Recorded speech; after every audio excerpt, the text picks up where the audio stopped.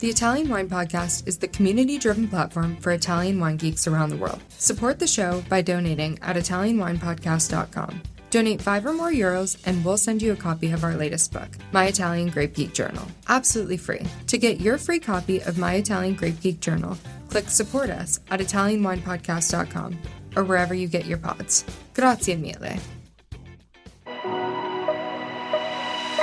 Welcome to Masterclass US Market with me, Juliana Colangelo. This show has been designed to demystify the US market for Italian wineries through interviews with experts in sales and distribution, social media, communications, and so much more. We will quiz each of our esteemed guests at the end of each episode to solidify the lessons that we've learned. So sharpen your pencils, get out your notebooks, and join us each week to learn more about the US market. Hello, welcome to Masterclass US Wine Market. Today, I am thrilled to welcome Barbara Fitzgerald to the Italian Wine Podcast. Barbara is a direct-to-consumer marketing expert with nearly 2 decades of experience in the wine industry. She's also a fellow Italian wine ambassador, entrepreneur, and leader of Apri La Creative Consulting, a wine marketing agency that excels in developing omni-channel marketing strategies. In addition to this, together with her husband, Barbara also owns and operates a boutique wine production company and a small import company specializing in bringing Italian wines to the U.S. market. Welcome to the show, Barbara. It's so great to have you here. Thank you. I'm so excited to be here. And thank you for being a listener of the podcast. It's always great to hear feedback and on the show. So I appreciate that as well. And being such an engaged member of the Italian Wine Ambassador community. Really, I have to thank you for having me here because I am such a religious listener of the podcast. It's such a fantastic way to keep these kind of strategic global wine conversations going. And I've learned so much from you and your guests. So thank you.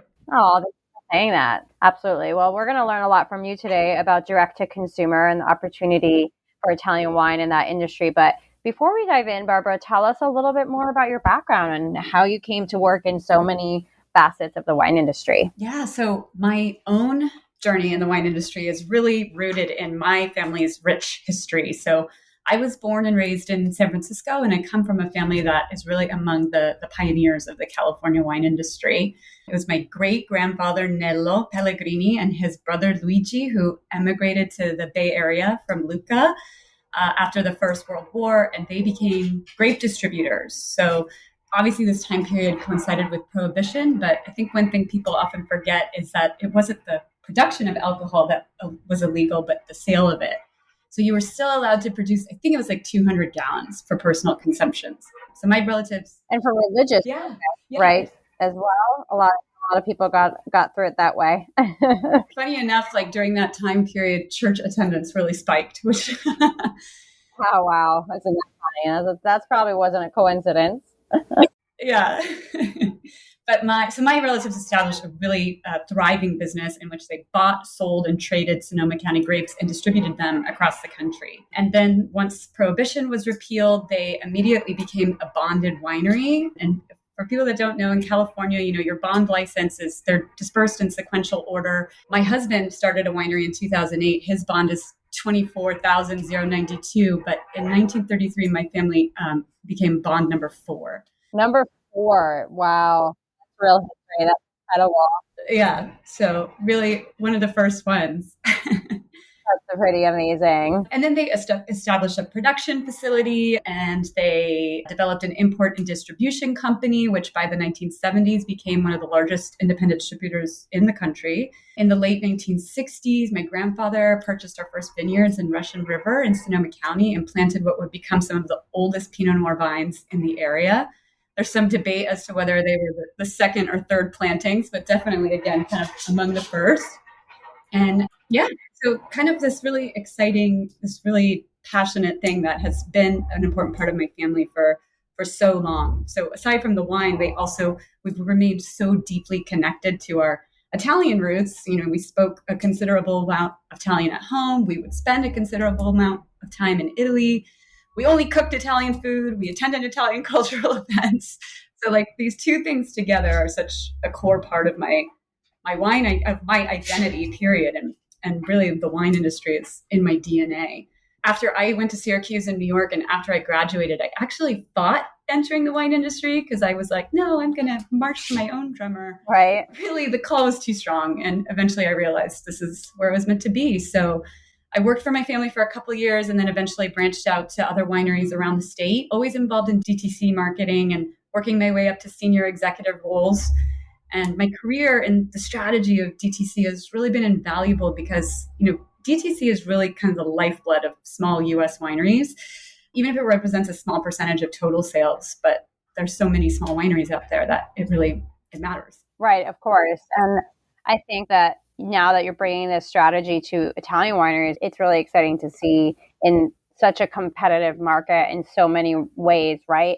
How can Italian wineries also engage in this strategy? So, on that note, our 3 key takeaways for today's episode and what we're really excited to learn from you, Barbara, are number 1, what is the current business when it comes to direct to consumer in Italy right now? What does it look like?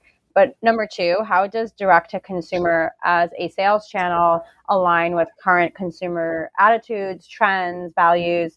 And finally, what does it mean for a winery to create direct to consumer channels? There's so much tourism, right, in Italy right now. How do they kind of link, a tourism with a strategy? So, for starters, I love to start with definitions and just getting ourselves centered where we are. What does the current DTC market look like right now for Italian wine? Yeah, well, I love your comment about definitions because we have to, I think, really define what DTC is because it's not one thing. A dictionary definition, it's the selling of your wine directly to a customer without going through a distributor or an intermediary. But there are multiple ways to do that. So definitely enotourism, wine tourism is the number one way that's happening in Italy right now. There's also e-commerce, direct orders over the phone or through email, events, wine clubs, subscription models, things like that. And so then to answer your question of how DTC looks for Italian wineries, in a word, incredible. Wine tourism is really growing at an astonishing rate in Italy. It has an economic impact of about 2.5 billion euros. And we have now a lot of data to track this growth thanks to the work of a data management and marketing software company called WineSuite. So they aggregate data from their own anonymized customers and compare that to national and international studies. So we get a really clear picture every year. They publish a Italian DTC winery impact report, and they share it for free. So what a valuable tool this is for so many. But in 2023, it was nearly 70% of the wineries saw between 100 and 2,000 visitors, and about 60% of the bookings, so the reservations, were for 2 people. And the average cost of that booking was about 109 euros, which is up 18% from 2022. And that's usually paid up front. And that is just for the cost of the experience. Wow. So now we add on to that the fact that 76.5% of people buy wine at the end of their visit, and their average order is about 140 euros, which is also up nearly 20% from 2022. Wow. And then, think too that nearly 44% of the bookings are made by people ages 25 to 34. So in an industry that is constantly asking how we can be better connected to the younger demographics, this is like a no-brainer. Wow, that's pretty incredible, those numbers, Barbara, that you shared, up 20% from the previous years and just in recent years. The dollar amounts that people are spending, not just on the experience, but on the wine that they're taking home. And then, as you said, the age and the demographics, 25 to 34, that sweet spot that we feel like we are missing in the U.S. in terms of consumption. So wonder, how do we take advantage of all that success we're seeing at the wineries themselves and translate that to more engaged consumers here in the U.S.? Yeah. Well, the US really went through the same growth spurt with DTC, like really, late 90s, early 2000s. We're seeing the same growth trends that we had back here then. And that's what's happening in Italy now because this is such a new dynamic for them. I mean, years ago, if you went to a winery in Italy, you were lucky to find somebody to even answer the door, let alone to let you taste wine. So right. Where Italy is positioned is great because they can learn from us and from us here in the US and what has worked really well and what hasn't worked well. And also they're now coming into this growth at a time where there's just a lot more resources to make this happen successfully. The internet and technology and all of that.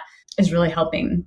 But yeah, so speaking more of the potential for Italian wineries, I like to distill it down. So like I gave a lot of, specific stats, but I really want to distill it down to just simple numbers.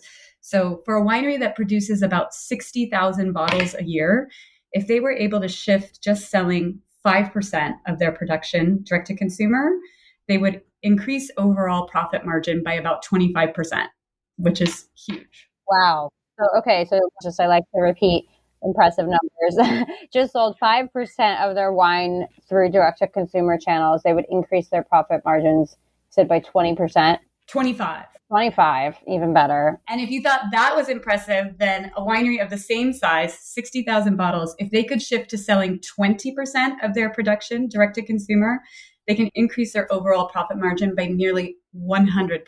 Wow.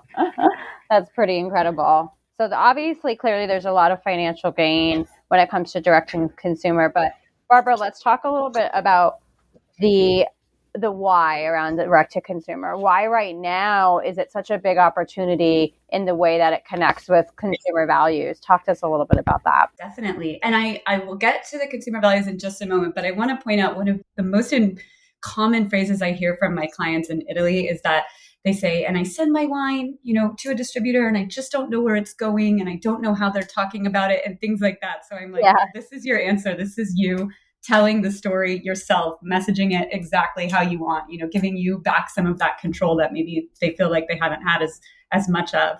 And that direct relationship with the consumer, right? Giving you the opportunity to own that relationship directly. And still, I'm not advocating here for doing away with distribution. That, like we said, that is where like the bulk of the exchange and the brand recognition and everything happens. But DTC is just different and a different opportunity. So I think I'll identify three really key areas that fit with the current market trends, consumer preferences. And number one is that consumers are increasingly experientially driven. So they want authentic and transparent experiences that make them feel like part of the story. And what is more authentic than visiting an Italian winery that often has centuries of history and heritage, So, and this is especially true when we're talking about the high-end wine consumer. So those that regularly purchase bottles over $20. In recent Wine Market Council research, they did some psychographics of this consumer, and they identified that 60% of the respondents had a gateway experience that in wine that influenced their decision to either start or increasing the purchase of wines over $20. And that 75% of them believe that traveling to visit wines is the best way to discover new wines. So by traveling and having experiences directly at wineries, doing wine tastings, that actually has inspired them to increase the dollar amounts they're spending on average bottle of wine. Yeah, and increase their engagement with the product overall. So it's increasing the role of wine in their lives. Very cool. Mm-hmm. So when we think about, I use the phrase on-ramp or gateway a lot in the wine industry, and how do we onboard new wine consumers? It seems like, tasting rooms and wine tourism is such a huge opportunity for us to really, as a whole industry, have more engaged consumers in the U.S. So for not just, all of our Italian wineries listening, but Portugal, Spain, et cetera. I mean, I know there's been tremendous pushes in tourism to all those countries, and getting the wine tourism to really keep up and keep pace with the overall increases in tourism seems like a no-brainer in terms of the value and opportunity that it can provide. Absolutely. I mean, we're seeing record numbers of travelers from everywhere. I mean, I want to drill down to that. Yes, record numbers of Americans are traveling to Europe right now, but direct to consumer for Italian and, like you said, maybe Spanish or Portuguese or even French wineries, it's not about only American consumer bases. But interestingly enough, about 2/3 of winery visitors in Italy are actually Italian, and only about 1 in 10 come from the US. And a really bright spot for them too, about 20% of the visitors are European forwarders. And this is a really particularly high potential visitor because they often travel by car and tend to purchase large quantities of wine, much higher than average, because they're just like stocking everything they can fit in the back of the car. Yeah. Oh, that's interesting. So obviously it's a lot of domestic opportunity in addition to the U.S. market. Obviously, like the title of this show is Masterclass U.S. Wine Market. So I'm always focused on the U.S., but I think really important call out, Barbara, there on like the domestic sales opportunity too. So back to your question about consumer preferences, the next one that this really aligns with is the consumer lean into wellness and socially conscious brands. Because sustainability is a really important value for our consumers, and they're really considering environmental and social impacts when developing relationships with a brand. And many Italian wineries have incredibly sustainable farming and winery practices. And the key is to just understand you as the winery, your environmental impact, and how you're mitigating carbon footprint, things like that, and really clearly communicate it to your consumers. Because so many of them are already, still doing things by hand, or have wineries that are very green and are capturing water or capturing solar powered and things like that. And the consumer wants to know. So they also just want this authentic experience and contact with nature. And I'm sure you know too, Juliana, I certainly know the feeling of being in a vineyard that someone's family has been tending to for generations, and how connected that makes you feel to the natural aspect of wine, and how much you feel the kind of care for the land through the years. Oh, absolutely. So all those things, the experiential focus, the sustainability experience and interest and sustainably made products, all of those values can play into how a winery can connect with a consumer directly by engaging more with these direct to consumer channels. So let's talk next a little bit about the how I'm that Italian winery selling 60,000 bottles or producing 60,000 bottles, and I want to increase my margins and sell more of my wine directly. How do I do that? So this is a very long answer. So I'll give you the short of it because I could spend hours on this. That's okay. Well, break it down in different ways. We've got time. So really there's no one size fits all. And that is kind of the challenge maybe with people coming to understand DTC. But I think that's also the benefit of it is you get to mold it to fit your winery exactly. But the first thing how can an Italian winery create a DTC channel? The first piece they need is technology, because DTC distills your customer down to the level of one.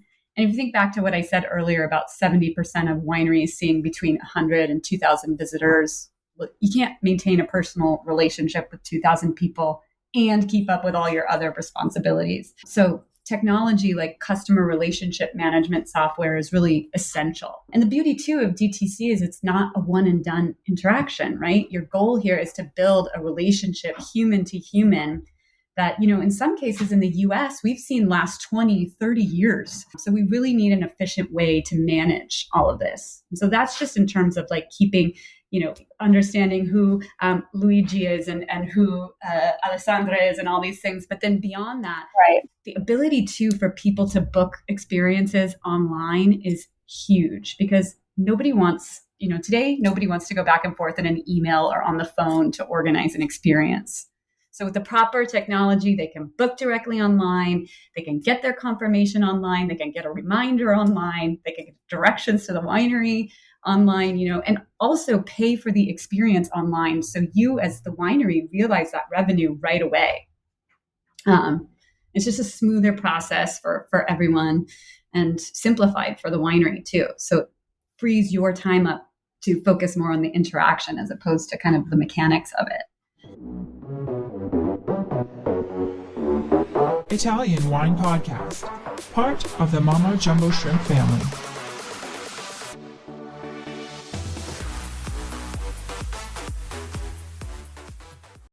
So step one is really getting tech savvy. And if you don't have someone already on your team that can set up a CRM, a customer service platform, as well as set up e-commerce and booking systems, then that definitely sounds like a consultant that you might need to hire.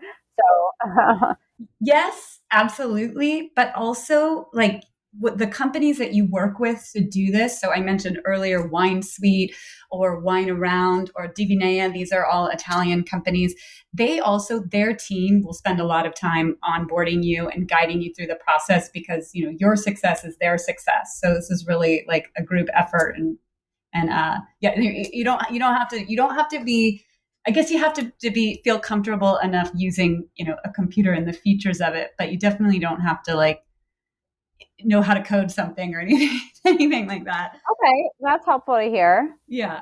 Great. So that's the tech is step one.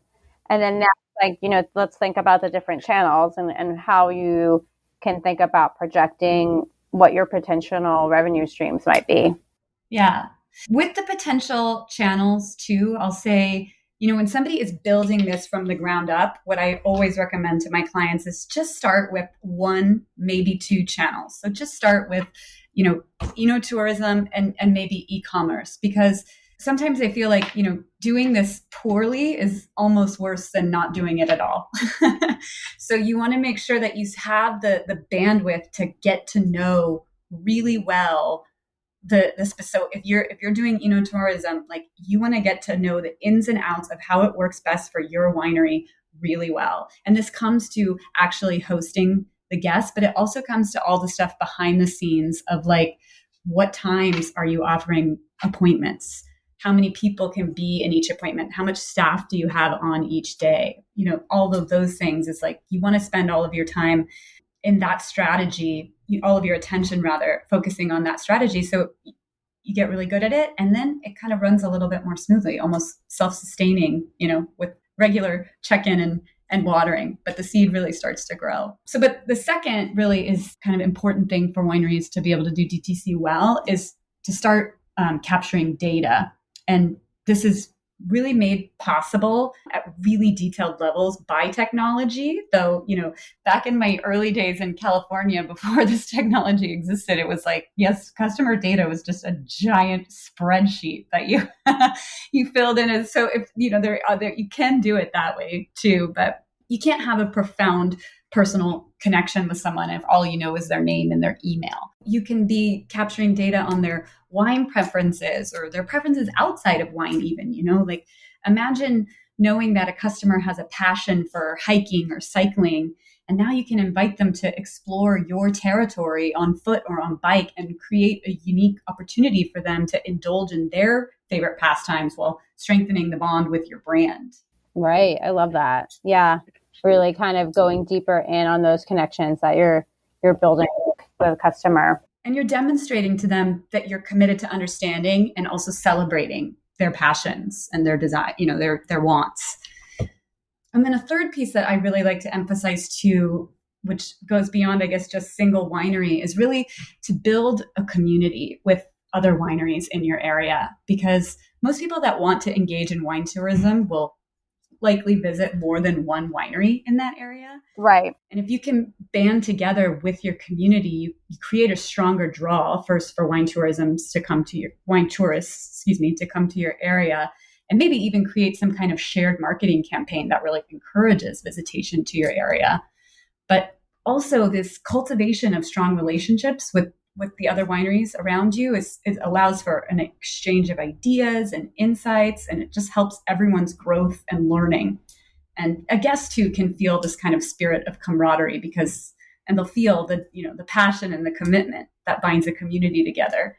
And that goes back to kind of that social sustainability piece. They want to feel the kind of aspirational qualities of heritage and what has kept, local culture together for so long. Right. So also looking beyond your own backyard, but to your neighbors as well, to come together to make really unique experiences and to create, recognition of a region, like in Sicily, right? For example, and the sales of Sicilian wines are doing well in the U.S. market. So you can see some success stories and how it can work. Well, Barbara, we've learned so much today from you about direct to consumer, and I love all the facts and numbers you gave to really highlight for us where the opportunities lie, how successful these strategies can be in terms of your bottom line. But as we wind down, as always, we'll do our rapid fire quiz. So if you can do your best to answer these questions in just a couple sentences, that would be great. So question number one, what is your number one tip for mastering the U.S. wine market? I would say that mastery is in the pursuit. So never stop learning.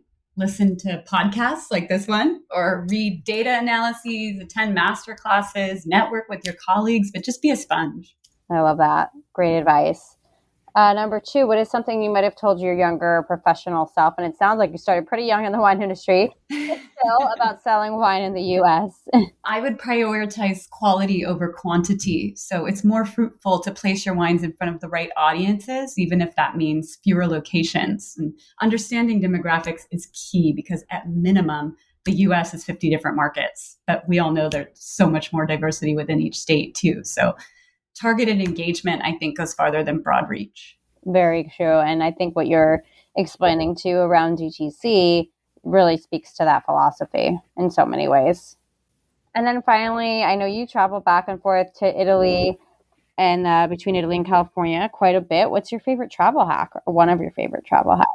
Okay, I'm sure some people will think I am nuts, but the first thing I do when I arrive, if I don't have a meeting to go to straight away, is I get to my hotel or my apartment or whatever, and I go for a run or a brisk walk, which, like I said, I know it sounds crazy, but after a long flight, it just gets blood pumping and endorphins flowing and my muscles moving again. And especially if I'm in a new neighborhood or a new city, it's really the best way for me to get my bearings and kind of understand the geography around me.